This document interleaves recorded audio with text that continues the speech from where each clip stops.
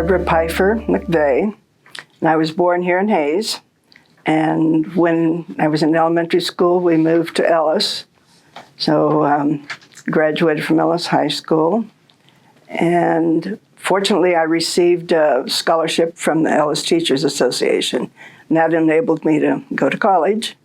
And it was for all-year tuition, both semesters. So that was really great. This next year, my sophomore year, my parents moved back to California. They had moved back and forth from Kansas to California most of my life. And then I joined the sorority Delta Zeta, so I could get a job. That was one of the main things. But I did work in the education department for Dr. Gordon Price, who was extremely kind. I'd always wanted to be a teacher, I think. There was just no question that's what I wanted to do. I had some excellent teachers here, professors. Dr. Jean Kuhn. She was only here for a short time, sort of on borrow from some other place. And the one class I had from her was language arts.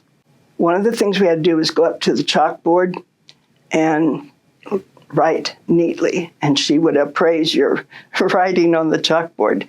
And I didn't do too well, and several of us didn't. She made us stay after class and put our hand behind our back and actually print neatly. And I used to think of that when I was teaching. I had to learn to do that. And then Dr. Edith Dobbs, and I think hers was more in remedial reading, which is a good thing that I had that, because that's what I went into eventually as a reading specialist.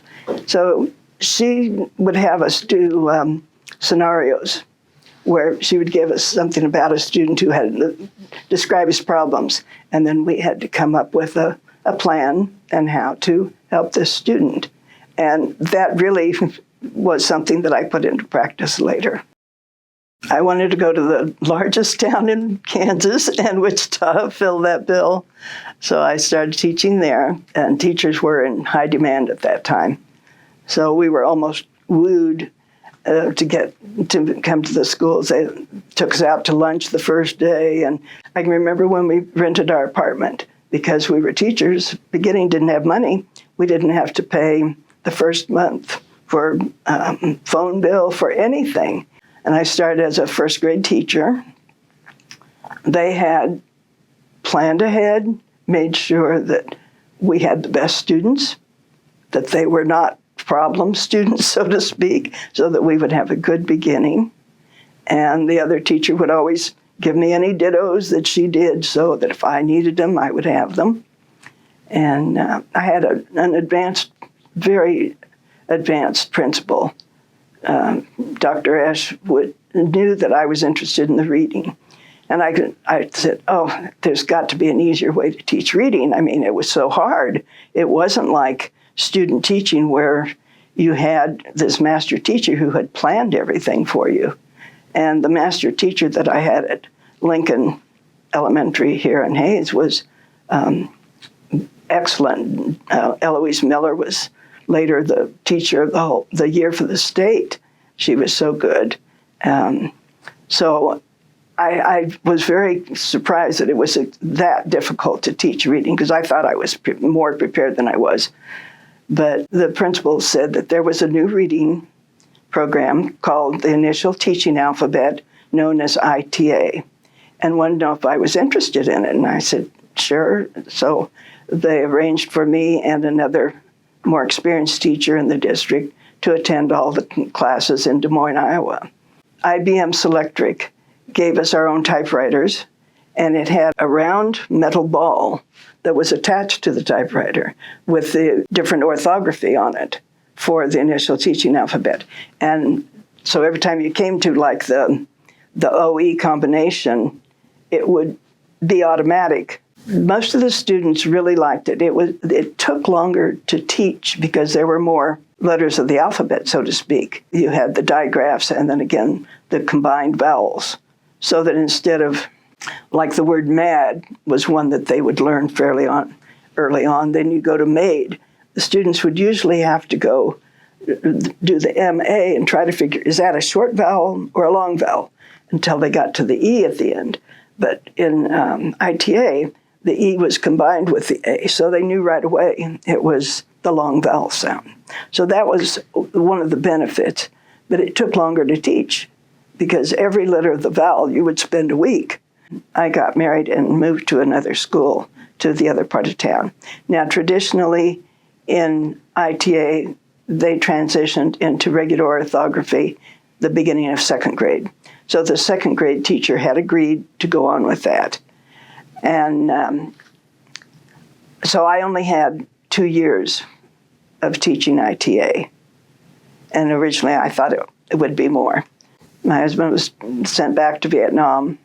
And we'd always planned that when that happened, I would go out to California. My parents lived in Santa Barbara area. So I got my master's at UC Santa Barbara, which was a culture shock.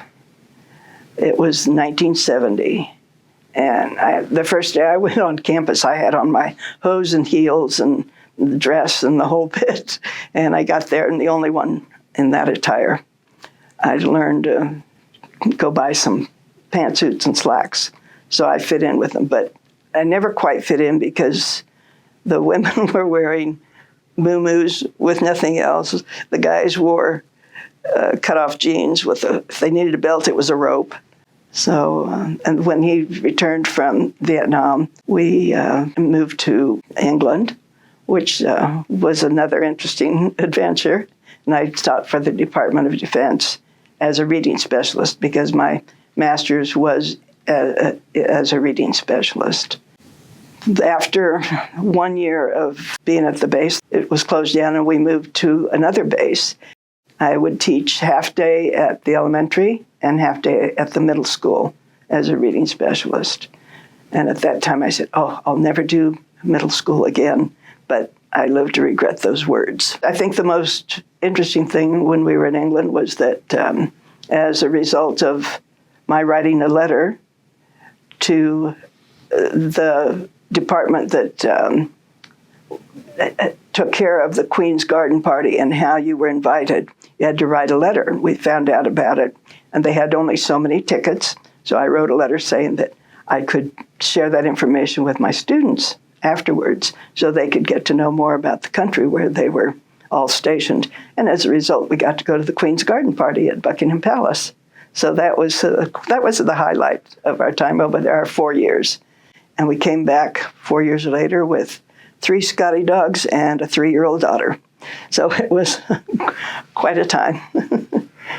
Then we were transferred to Sacramento, California, and I did get a position there as a reading specialist. I was there until the funds ran out for the state for the reading specialists. And then I was back to the classroom. And that's when I did go back to middle school. And like I said, never say never, because I went to 8th grade English. And that's where I finished for my retirement. Beginning reading has always been my favorite. I think that's where you see the greatest growth. And there's the greatest need, as we know. From the beginning through 3rd grade is where they learn to read. And then from 3rd grade on, that's where they read to learn.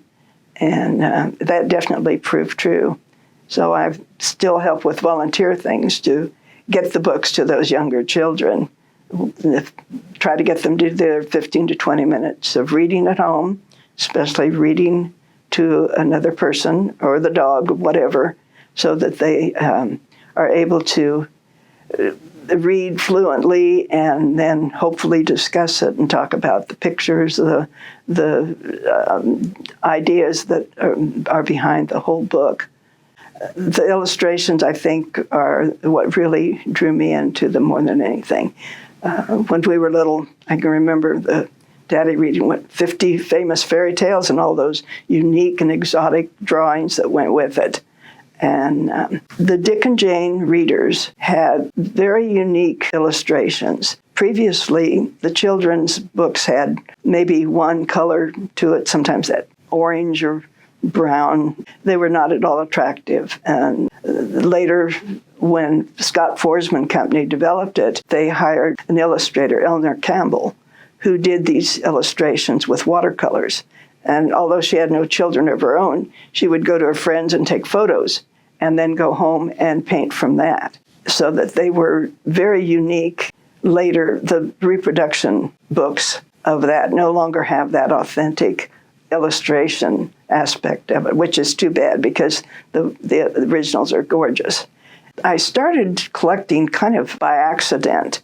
Went to an antiquarian book fair in Sacramento, and I noticed this big poster of the characters from Dick and Jane, and it was Dick and Jane and Sally with the words and everything, and you could tell it came from one of the big books that we used to use for teaching when the children would sit around you and we would read the books and then they'd go to their desk and read the same small book. And I was seeing these individual pages, and I talked to the dealers and found out that these individual pages were being sold and they were not being kept as books per se. And even the small photos were being torn out of books from the early readers. And I thought, oh, that's awful. So I started buying the books, thinking, I'll have a few. I can preserve some of those. And it just kind of grew and grew. Then I found different products to advertise their companies with the logos of Dick and Jane and the lithographs that were the uncut pages from it and different things like that. I just kept finding more and more things about Dick and Jane, and I became more interested and realized that they were going to become extinct if I didn't do something about it. So I collected them and kept them and decided during the pandemic that I had all these things and I was re-inventorying them. And I thought, it's a shame to keep them in this closet where no one is seeing them except friends who would come to visit and see them. And I thought, they really need to go someplace that will do some good. And I thought, where except go back to where I learned to teach reading.